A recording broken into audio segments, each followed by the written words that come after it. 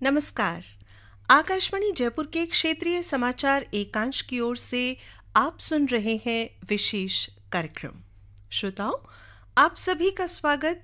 स्वीकार कीजिए सालेहा का अभिवादन। 17 सितंबर से 2 अक्टूबर तक सेवा पर्व 2025 रचनात्मकता और सांस्कृतिक गौरव के साथ एक राष्ट्रव्यापी उत्सव के रूप में मनाया जा रहा है। श्रोताओं, सेवा पर्व के उपलक्ष्य में आयोजित किए जा रहे कार्यक्रमों की श्रृंखला में आज हम चर्चा करने जा रहे हैं देश में समावेशी विकास की ओर बढ़ते कदमों पर। और इस चर्चा के लिए हमारे साथ आकाशवाणी स्टूडियो में है वरिष्ठ पत्रकार और देश की विभिन्न पत्र पत्रिकाओं समाचार पत्रों में नियमित रूप से स्तंभकार के रूप में अपनी पहचान रखने वाले श्री विनोद पाठक जी। सर नमस्कार, आकाशवाणी स्टूडियो में आपका बहुत बहुत स्वागत। नमस्कार मैम, और बहुत बहुत धन्यवाद आप मुझे आमंत्रित करने के लिए। सर, प्रधानमंत्री नरेंद्र मोदी जी के विकसित भारत @2047 के दृष्टिकोण से प्रेरित होकर इन दिनों सेवा पर्व मनाया जा रहा है। इसके माध्यम से समुदायों, संस्थानों और सामुदायिक सहभागिता पर जोर दिया जा रहा है। यूं भी हम सभी जानते हैं कि प्रधानमंत्री जी का मूल मंत्र है सबका साथ, सबका विकास, सबका विश्वास और सबका प्रयास। अगर हम पिछले एक दशक में समावेशी विकास की बात करें तो आपको क्या लगता है, आपकी नज़र में आप क्या बदलाव महसूस करते हैं? देखिए, जब 2014 में मोदी जी पहली बार प्रधानमंत्री बने थे और उन्होंने पहला संबोधन अपना लाल किले से दिया, तो उन्होंने एक ऐसे विषय को वहाँ पे इंगित किया कि जो पहले किसी भी प्रधानमंत्री या किसी भी सरकार ने उस सीरियसनेस से उसको नहीं उठाया था, गंभीरता से नहीं लिया था। उन्होंने कहा कि शौचालय हर घर में होना चाहिए और उसको उन्होंने इज्जत घर का नाम दिया। तो वो एक ऐसी क्रांति थी। अगर हम ग्रामीण क्षेत्रों में या शहरों में भी, जो छोटे शहरों में देखते थे, तो महिलाओं को एक पीड़ा से गुजरना पड़ता था। और आज की स्थिति यह है कि जो हमारा सतत विकास का एक UN का एक पैमाना था, उसको हमने समय से पहले पूरा कर लिया। और स्वच्छ भारत में घर घर में शौचालय बन चुके हैं और आज महिलाएं जो है वो बाहर नहीं जाती हैं, उनको घर में ही वो सुविधा मिल चुकी है। तो ये एक बहुत बड़ा बदलाव समाज में, जो उन्होंने उस एक बहुत गंभीर चीज़ को बहुत ही आसान तरीके से पूरा किया है। जबकि उस दौरान कई तरह की बातें उठी थी कि ये प्रधानमंत्री जी के स्तर की बात नहीं है, उन्होंने ऐसा क्यों किया। लेकिन जब ज़मीनी स्तर पर इन बदलावों को देखा गया तो सभी और इसकी बहुत सराहना हुई। सर, इसके अलावा आपको क्या लगता है कि ऐसी कौन कौन सी योजनाएं और परियोजनाएं हैं जो समानता को यानी समावेशी विकास को बढ़ावा दे रही हैं? देखिए, जनधन एक ऐसी योजना लेके आए प्रधानमंत्री। पहले ये था कि हमारे देश में एक बहुत बड़ी संख्या, खासकर गरीब वर्ग के अपने बैंक अकाउंट नहीं थे। मैं ये कहूँगा कि गरीब व्यक्ति बैंक जाने से भी घबराता था।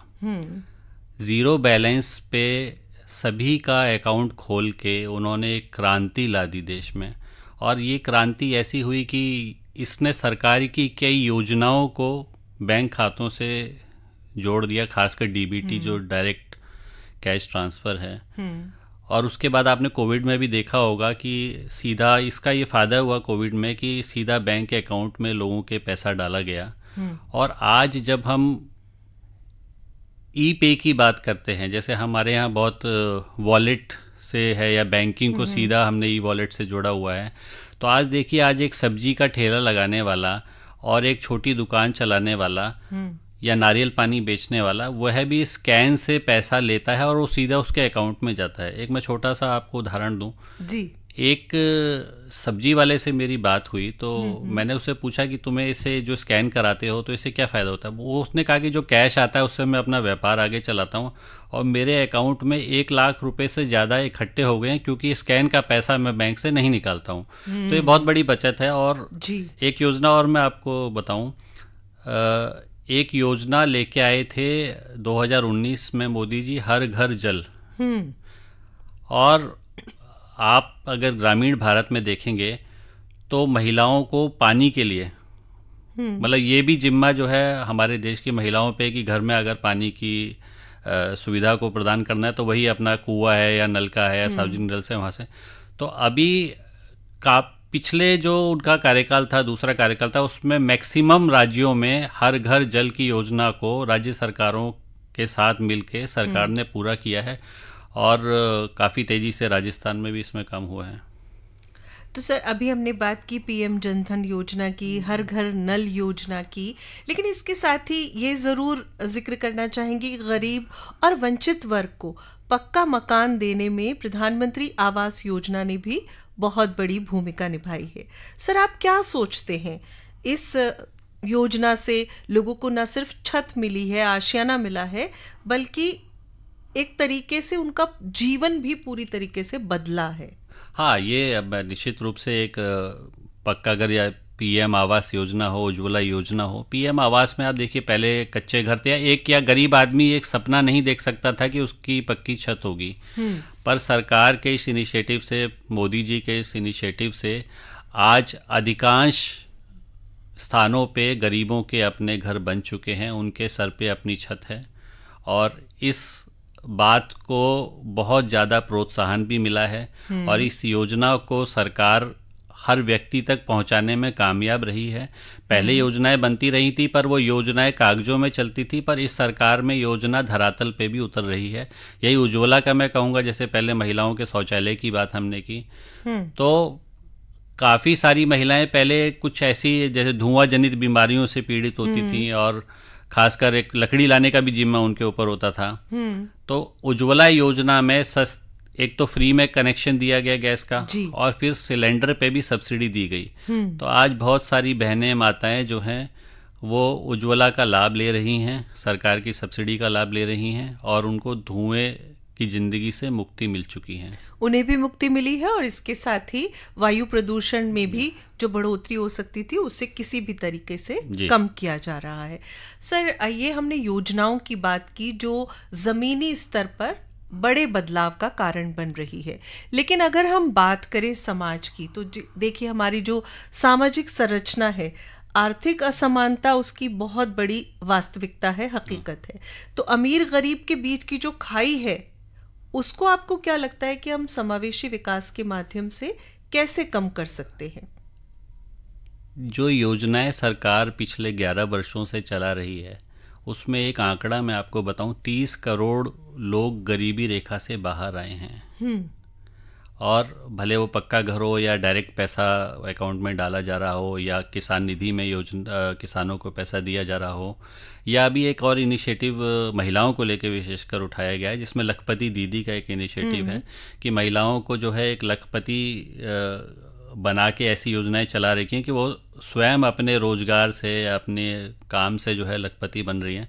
तो ये भी बहुत बड़ा इनिशिएटिव है बदलाव का और काफ़ी लंबे समय से मतलब समाज का जो तबका पीछे था वो इन योजनाओं के बल पे आज आगे आ रहा है और गरीबी रेखा से बाहर 30 करोड़ लोगों का निकलना, पूरी दुनिया इससे आश्चर्यचकित है।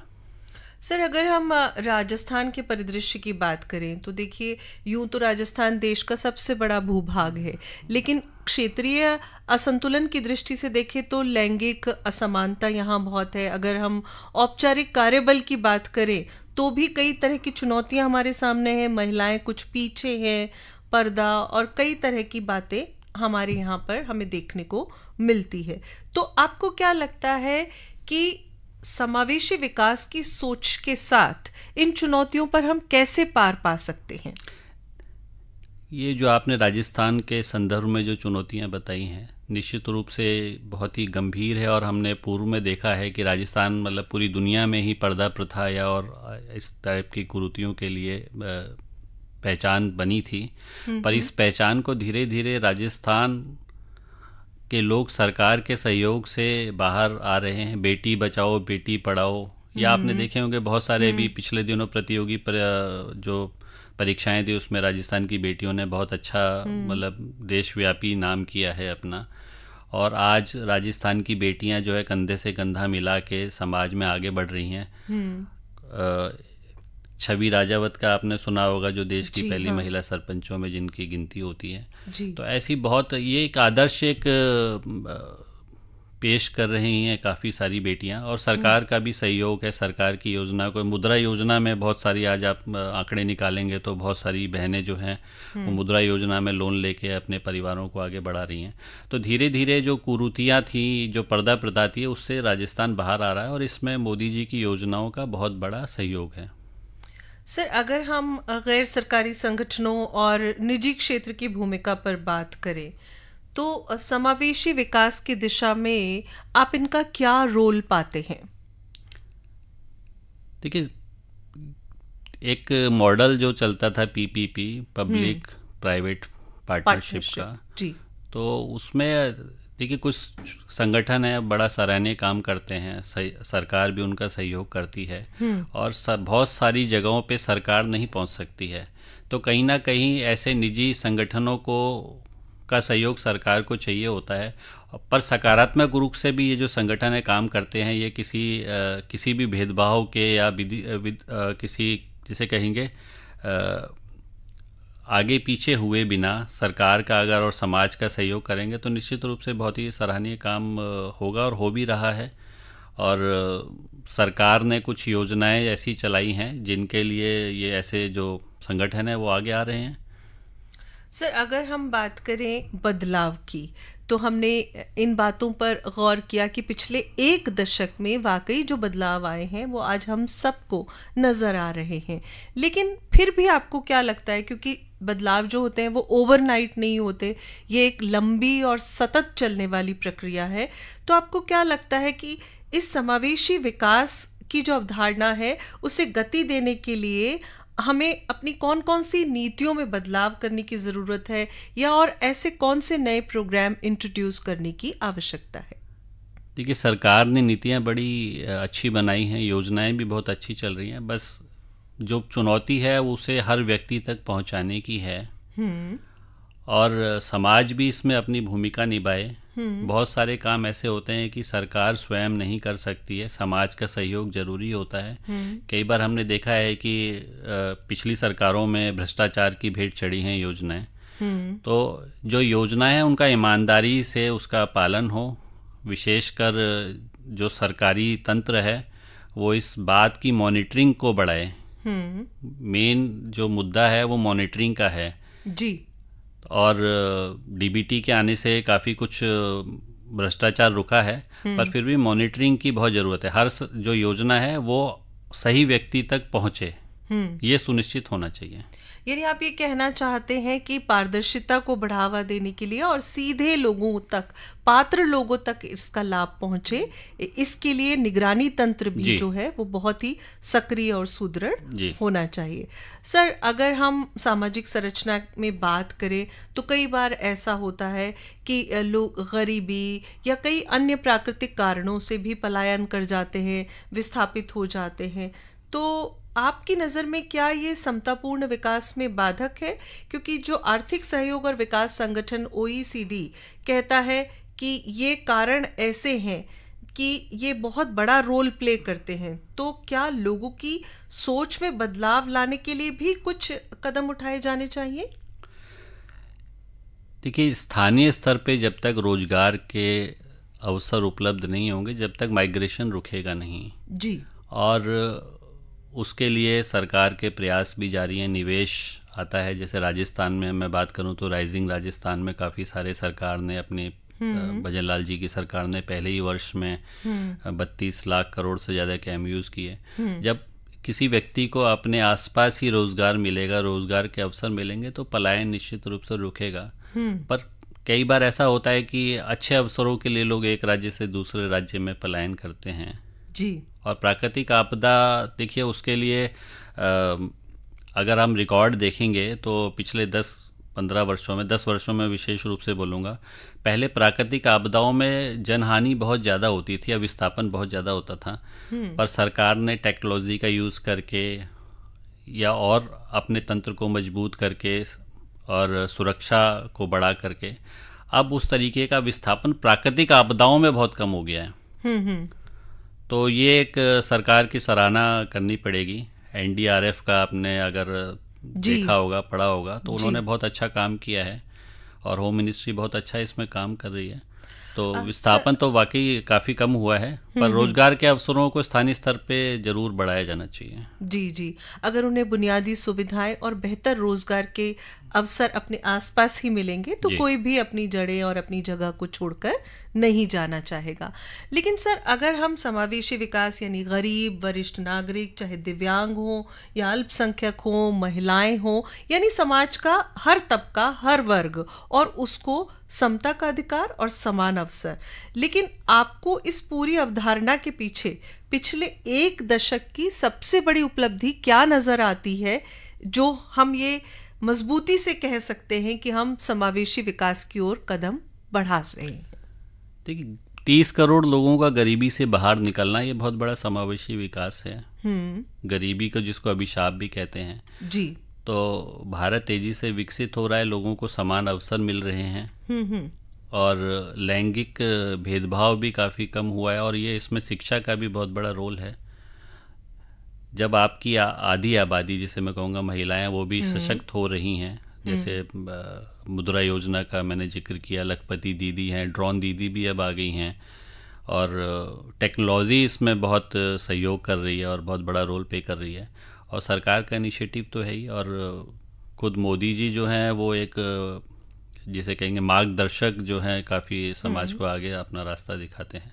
तो बदलाव होगा। कुछ पुरानी चीज़ें जो होती हैं वो जल्दी से ख़त्म नहीं हो सकती हैं, बदलाव धीरे धीरे ही होता है। 10 साल में काफ़ी बदलाव हुआ है, और उम्मीद तो ये है कि अगले 1 दशक में और बड़े बदलाव होंगे। और जैसा कि विकसित भारत 2047 का बार बार प्रधानमंत्री जी जिक्र करते हैं, तो निश्चित रूप से ये जो एक टारगेट है या जो एक संकल्प है, ये पूरा होगा।